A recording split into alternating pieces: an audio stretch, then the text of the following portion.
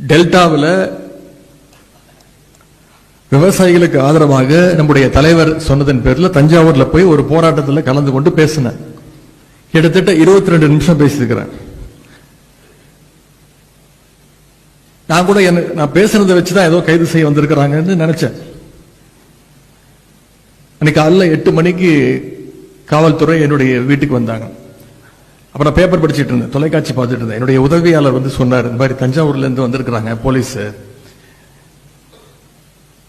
நான் போய் முடிவுபட்டேன், சரி கைது பண்ண வந்திருக்கிறாங்க. நான் உடனே யோசிச்சு பார்த்தேன், நேற்று என்னெல்லாம் பேசினேன். டம்மி முதலமைச்சர்னு சொன்னேன்.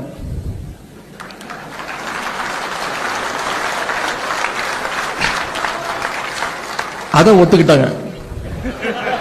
அதுக்கு எந்த ரியாக்ஷனும் இல்லை. கேடு கெட்ட அரசு அமைஞ்சிருக்கு,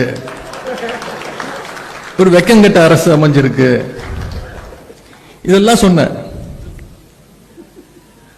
இதற்கெல்லாம் எந்த ரியாக்ஷனும் இல்லை. இதுக்குதான் கைது பண்ண வந்திருக்காங்கன்னு நான் நினைச்சிட்டு இருக்கேன். என்ன சொன்னேன், இது என்ன அப்படி பேசிட்டேன்? டம்மி முதலமைச்சர், வெக்கங்கெட்ட அரசு, கேடு கெட்ட அரசு, எதற்கும் துப்பு இல்லை, தைரியம் இல்லை, விவசாயிகளை இப்படி நடு ரோட்ல விட்டுட்டீங்க. வேற எதுவுமே நான் சொல்லல. காவேரியில தண்ணி வரணும்னு சொன்னேன். இது எனக்கு தோணவே இல்லை. அவ கூட கைதாகி வண்டியில் ஏறும்போது பத்திரிகையாளர்லாம் கேட்டாங்க, இந்த கைதை நீங்க எப்படி பாக்குறீங்க?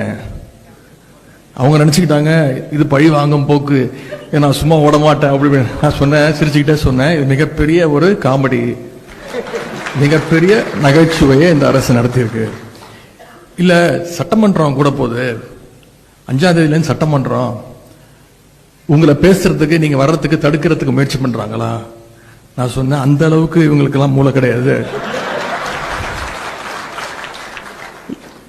அப்படியே நாங்க கேள்வி கேட்டாலும் அங்க அப்படியே பதில் சொல்லி கிழிச்சிட்டாங்க.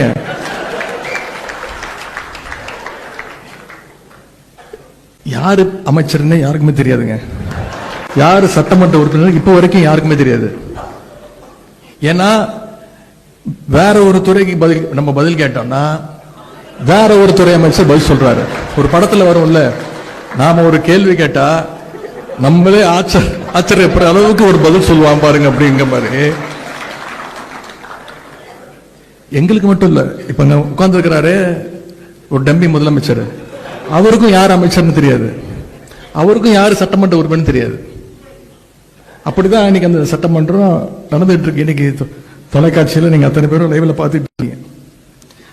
பொதுவா மற்ற இயக்கங்கள்லாம் ஒரு கைது விஷயம்னா ரொம்ப சீரியஸ் ஆயிடுவாங்க. ஆனா மிசா, எமர்ஜென்சி, இதையெல்லாம் பார்த்த திராவிட முன்னேற்ற கழகத்துடைய கலைஞருடைய உடன்பிறப்புகள் இதற்கெல்லாம் நம்ம பயப்பட மாட்டோம். இந்த கைதுங்கிறதுலாம் ரொம்ப ஒரு சாதாரண மேட்டரா நம்ம எடுத்துட்டு போயிட்டோம். அதே மாதிரி சொல்லி அடிக்கிற மாதிரி தஞ்சாவூர் போறதுக்குள்ள என்னுடைய கைது நடவடிக்கையை நீதிமன்றம் மூலமாக ரத்து செய்ய வச்சதும் நீங்க தான். ரொம்ப முக்கியமா ஆளுங்கட்சியே போய் கோர்ட்ல போய் சொன்னாங்க, எதிர்கட்சி தலைவரை போய் கைது பண்ற ஐடியாலாம் எங்களுக்கு இல்ல,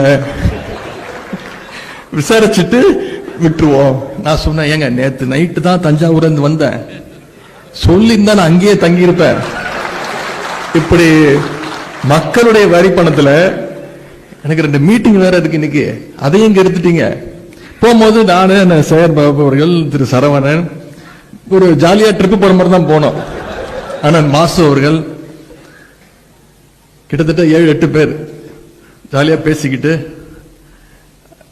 சொன்ன உங்ககிட்ட, இந்த மாதிரி ஒரு மக்கள் வரி பணத்துல ஒரு ரோட் ஷோ, அது போற வழி எல்லாம் நம்முடைய உடன்பிறப்புகள் அங்கங்கே என்னுடைய வழியை மறிச்சு கரெக்டா என்ன நான் கொடுக்கணுமோ கொடுத்துட்டு இருந்தேன். காஃபி, டீ, ஜூஸ் எல்லாம் எங்களுக்கு இல்ல, எந்த காவல்துறை அதிகாரிகளுக்கும் சேர்த்துதான்.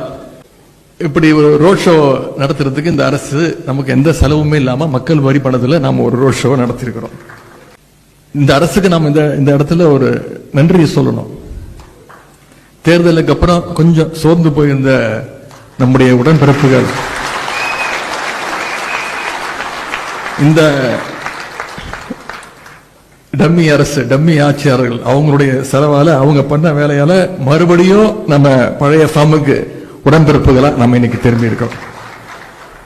இதையெல்லாம் நான் என்னோட பெருமைக்காக சொல்லல, வழக்கறிஞருடைய பெருமையாகத்தான் நான் இது அத்தனையும் இங்கே பதிய வைக்க விரும்புறேன்.